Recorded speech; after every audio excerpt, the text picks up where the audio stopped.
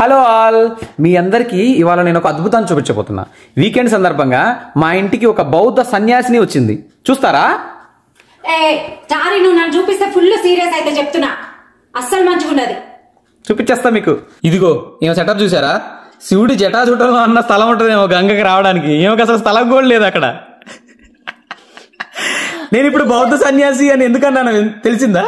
చూడండి, ఇది నాకు మంత్లీ ఒకసారి ఉండే తంతు. మాకు అదొక పెద్ద ప్రాసెస్. టీ చేసినట్టు చేస్తుంది. ఫస్ట్ టీ పౌడర్ కూడా వేస్ట్ చేస్తుంది. అందులో అదేదో వేస్తుంది, కలుపుతుంది.